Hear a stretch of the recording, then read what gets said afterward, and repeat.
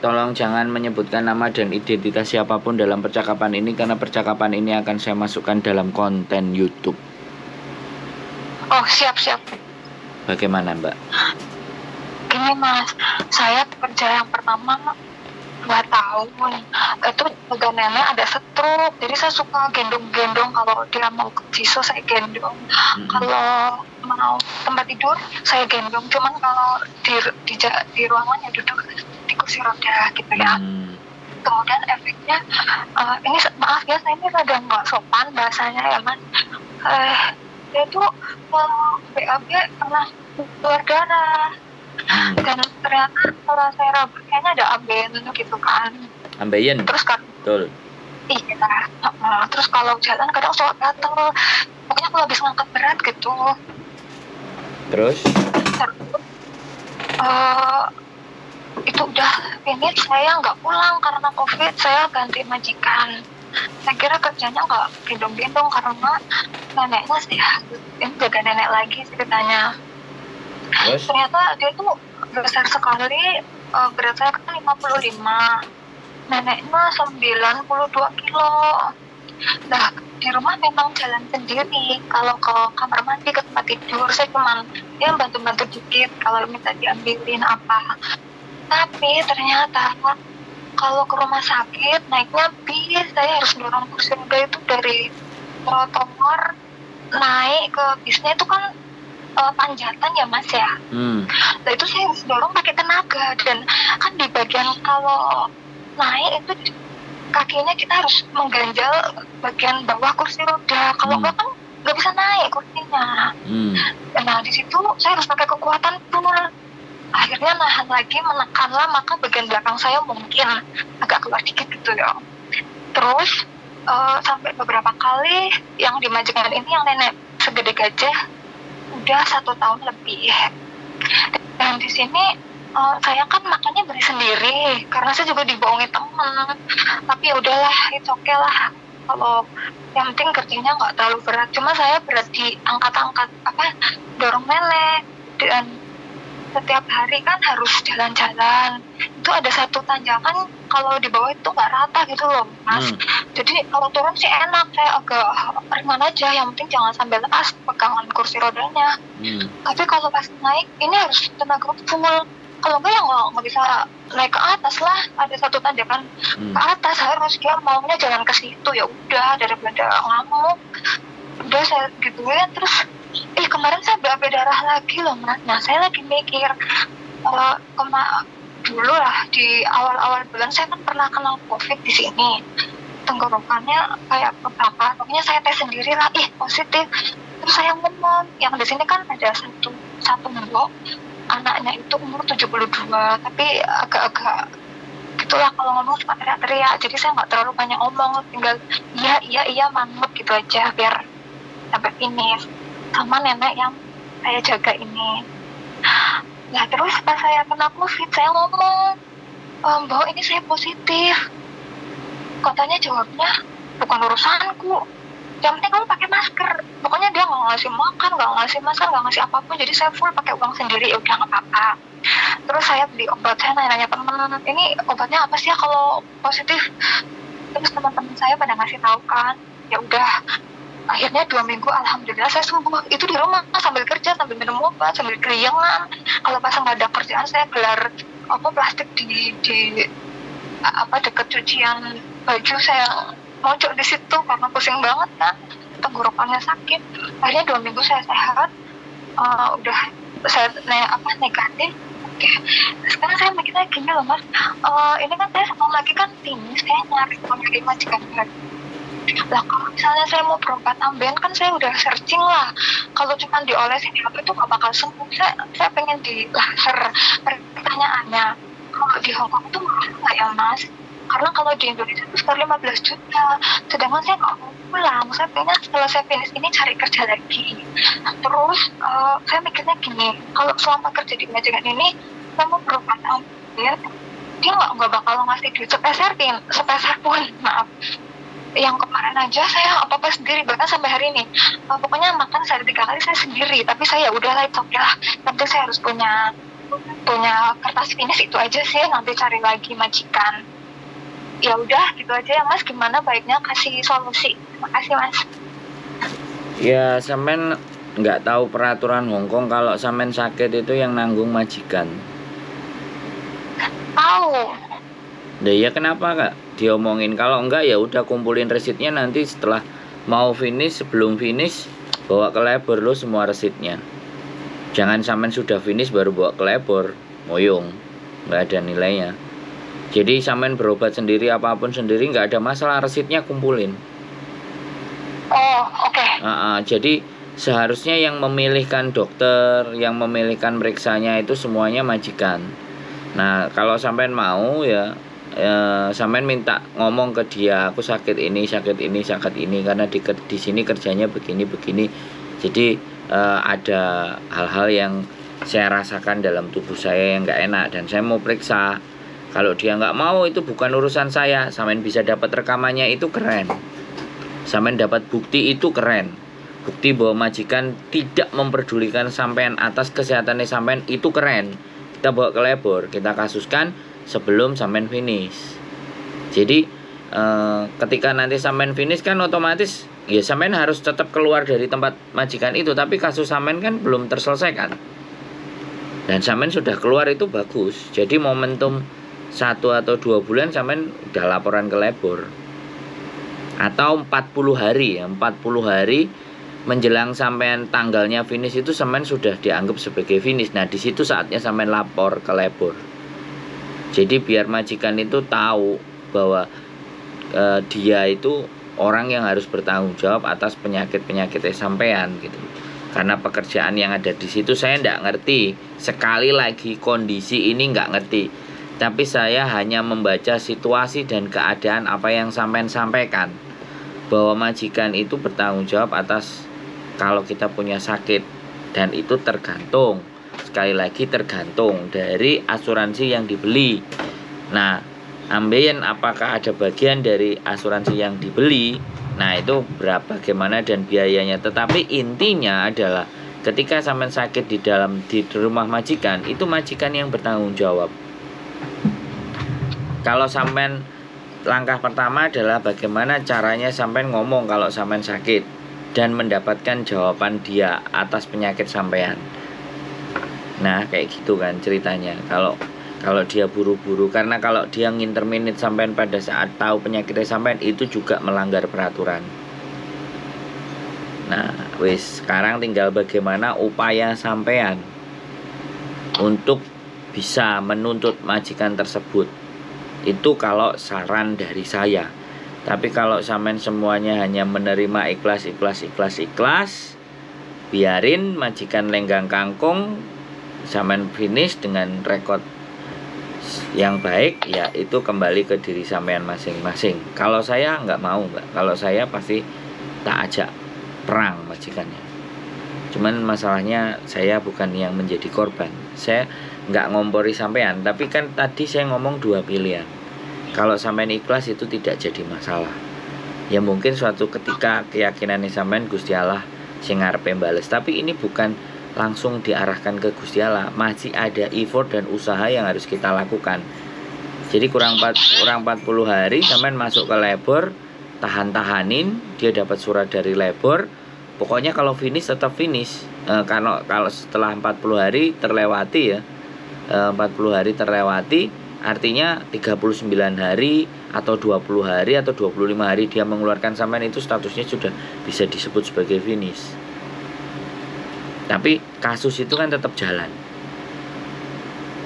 Gitu loh. Oke. Aku udah tanya. Silakan.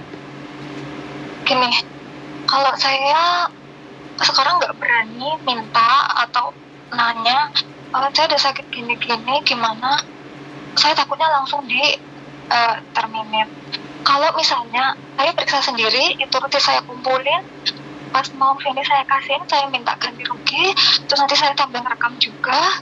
Kalau kayak gitu gimana Mas? Saya nanti cari majikan lagi biar nggak pulang Indo maksudnya. Ya itu nggak ada masalah. Cuman kembali lagi ketika sampean melaporkan labor, pertanyaannya labor, kamu ngobatin sendiri, kamu jalan sendiri. Kenapa kamu nggak minta sama majikanmu? kenapa kamu nggak ngomong sama majikanmu, saya takut, saya gini gini gini. Nah itu tidak dapat diterima alasan tersebut sama labor. Nah kalau sampean mau nuntutnya ya menjelang finish 40 hari. Oh, Saya tadi bilang jadi 40 hari menjelang finish itu sampean udah dianggap finish. 39 hari, 37 hari, 38 hari menjelang tanggal finish sampean, tanggal visa sampean habis itu sampean sudah dianggap finish. Jadi kalau dia mau ngeluarkan di tanggal-tanggal itu gara-gara sampean sakit, lebih enak lagi buktikan. Jadi belum waktunya finish dia sudah ngusir kita, itu tambah menang maneh kasusnya sampean. Bisa dipahami nggak? Peraturannya begitu, nggak boleh interminate ketika tahu kondisi CC-nya sakit. Yang ada harus diobati. Itu ada, dalam undang-undangnya ada. Tergantung sampean. Kalau sampean nggak mau sekarang, sampean wis nggak bisa nahan sakitnya sekarang, hanya mempertahankan finish, itu sampean keren, tapi bisa nggak? Gitu loh, sampean menahan rasa sakit. Kalau sekarang sampean biayai sendiri, ketika labor tanya seperti itu, sudahkah ngomong dengan majikan? Sudahkah bilang sama majikan? Belum. Selesai sampean. Paham nggak? oh, Jadi paham. sampean nyoba ngomong 1 kali 2 kali nggak apa-apa. Aku mau berobat, kamu mau tunjuk dokter mana, kamu mau kasih izin dokter mana. Begitu dia jawab, sakitmu bukan urusanku. Nah, kalimat itu loh yang keluar dari tempatnya dia. Itu yang kita buat trap, jebakan Batman. Nah sekarang tinggal kondisi sampean sudah. Jadi saya sudah menjelaskan strategi apa yang harus sampean jalankan. Tergantung, nggak tahu sampean mau jalani sendiri apa enggak. Karena kadang-kadang teman-teman itu ketakutannya itu lebih menguasai daripada logikanya. Jadi tidak ada yang berani teman-teman itu. Saya juga nggak ngerti, padahal buat dirinya sendiri, bukan buat orang lain. Hongkong memang begitu mbak, namanya majikan. Kalau kita di Indonesia ketemu orang Cina, ya kan, pasti ngomongnya kita akan perhitungan banget, pelit banget kan. Ini Hongkong itu turunannya orang Cina mbak. Jadi sama, kurang lebihnya sama. Kalau bisa semuanya dia gak ngurus, gak ngereken sakarepmu. Kowe loro, kowe mati, kowe modar, aku gak ngurus, penting aku bayari awakmu. Nah kalau udah kayak gitu terus gimana coba? Karena kita Yane CC ini orang yang baik-baik, sabar, selalu pakai hati, jatuhnya didek-didek lah, wis terserah sampean. Bisa, sudah punya gambaran. Punya. Nah Saya tergantung pengennya sampean. pas 3 bulan sebelum finish mau berobatnya, mau tanya dulu juga. Apapun jawabannya, kalau itu saya siap banget. Gimana? Nggak apa-apa, pokoknya intinya sampean diizinkan dan tidak diizinkan dia. Sampean mau berusaha mau ngobatin sampean sendiri itu juga no problem, ya kan? Tapi bagi saya kok eman bahwa peraturan itu di sini ada. Ya kita berpatokan sama peraturan itu aja. Nek sampean gelem, nek sampean gak gelem kan kembali ke diri pribadi sampean. Intinya saya memberikan sesuatu, duduk permasalahan pada masalahnya. Saya bukan agent sampean, jadi saya nggak bisa juga ngomong ke majikan sampean. Yang bisa ngomongin adalah agentnya sampean. Kadang-kadang anak-anak agent yo gak reken karena sudah gak enek duite. Staff agent wis mari yo wis. Nah makanya baik-baiklah memilih agent yang bisa membantu dan membela sampean. Kalau sampean ada sakit A, sakit B, sakit C, bener loh itu, sampean bisa cek tulang belakang sampean juga. Ngangkati orang-orang segede gaban itu ada dampaknya loh. Itu risiko pekerjaan. Dan Hongkong itu mengakui iku, mengatur hukum perlindungan terhadap para pekerja. Bukan hanya pekerja migran, bukan hanya CC juga, tapi pekerjaan-pekerjaan di luar sana. Makanya harus diikutkan asuransi, diikutkan pelatihan. Terus kalau mati tiba-tiba dalam pekerjaan, klaimnya bagaimana? Kecelakaan dalam pekerjaan, Hongkong itu concern mbak, ngatur itu. Cuman anak-anak ya wis lah, aku mau maafan, mau ruwet wis tak tampani kanthi ikhlas. Lah nek jawabane ngono, aku ya wis muga-muga sampean sehat selalu, kuat, dijauhkan dari bahaya. Jadi kan kayak gitu aku ngomongnya. Wis. Boleh Ya. ngomong ya Mas? Mau ngomong aja silakan. Sampe nonton kontenku Bener. iki. Nonton kontenku iki ngerti. Boleh saya ngomong gak nyerobot. Pintar berarti wisan. Gimana? Apa ya, bener, emang rata-rata cece itu lebih besar ketakutannya. Kayak saya kan ya punya anak, suami nggak ini, jadi semua anak saya pikir yang penting kerja dapat duit, yang di rumah cukup, saya juga pegang udah. Maka ketakutan itu lebih besar Mas, kayak mau ngomong takut diinterminate. Kayak ini saya langsung mikir, kalau gitu 3-4 bulan sebelum finish deh aku berobat, aku tanya dulu ke agent, lalu tanya ke majikan, terus nanti jawaban dia apapun itu, ya pokoknya aku berobat, nanti resetnya aku simpan. Kalau dia mau maksudnya ngarahin, nanggung, oh iya oke. Kalau misalnya enggak, pahitnya aku tetap mau periksa sendiri, terus aku simpan baik-baik, lalu terakhir aku tuntut di labor. Paling kayak gitu ya Mas ya. Iya nggak apa-apa. Sampean ngomong sekarang aja, terus sampean punya bukti dan ada rekaman. Nggak usah nunggu mau finish. Sebenarnya itu ndak ada menurut saya ya ndak ada masalah. Tinggal sekarang mengambil posisi-posisi seperti itu tuh sampean sing bingung dewe gitu. Menurut aku nggak ada masalah. Kan hari ini cuman ngomong, ya kan, lapor. Aku punya sakit, aku mau periksa, aku mau ambil jadwalnya semuanya. Nah dia ngeresponnya kayak gimana? Jadi kalau sampai ngerespon, kalau sampai tanya 2 kali dan 3 kali responnya semuanya sama dan sampai punya rekamannya, that is the power. Itu kekuatan. Sampai jangan takut bulan minggu depan, tahun depan nggak dapat majikan, nggak. Sekarang balik ke keyakinannya sampean. Kalau sampean jadi orang baik, jalan itu pasti ada. Nah, sampean kadang-kadang yakin nggak dalam diri pribadi sampean yakin dan nggak. Dan sampean yakin nggak kalau Gusti Allah itu akan selalu memberi jalan dan rezeki buat orang-orang yang mau berjuang, buat orang-orang tercinta. Itu jihad, Mbak. Nah itu keyakinan itu yang tidak tertanam dalam diri teman-teman, sehingga ketakutan itu jauh lebih menguasai daripada keberanian. Entak kuliahi sampean piye aja. Ayo. Wis ndang sampean ngomong.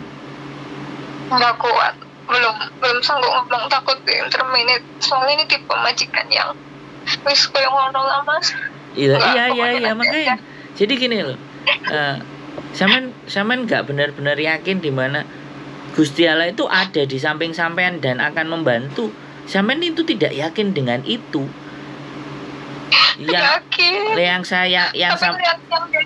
Yang sampean yakini itu majikan jauh lebih kuat daripada keyakinan sampean di Gusti Allah sing luwih apik. Nah, ini sebenarnya sesuatu yang menurut saya benar-benar harus dirubah di mindsetnya teman-teman gitu. Hanya dengan gara-gara di interminate, apakah sampai nanti suatu saat nggak bisa ngasih makan anak sampean, nggak bisa ngasih sesuatu yang terbaik buat keluarga sampean. Nah, keyakinan itu yang harus saya bongkar ketika saya ngomong dengan sampean. Berkasus itu bukan berarti masa depan kita itu suram, bukan itu. Tapi berani berkasus itu artinya sampean itu mau berjuang membela diri sampean sendiri. Ini loh yang kadang-kadang kita yang jadi YouTuber yang ngasih motivasi, mau berjuang, dengerin omongannya teman-teman, mencoba membantu memberikan solusi A, B, C, D. Tapi karena manusianya sendiri yang bersoal, masih bermasalah dengan dirinya sendiri. Gitu loh. Jadi membangun keberanian kalau mereka itu benar, itu tugas yang begitu luar biasa beratnya. Ini mindset soalnya. Sampean menginjakkan kaki di Hong Kong, itu sampean harus tahu tata aturan Hong Kong. Sampean bagaimana kalau diperlakukan A, perlakukan B. Sedih boleh, Mbak. Tapi sekali lagi, setiap masalah yang besar selalu tanamkan dalam hati dan diri sampean, saya punya Tuhan yang jauh lebih maha besar. Dengan begitu menjalani hidupnya sampean akan jauh lebih enak. tapi ya nggak tahu nyampe apa enggak.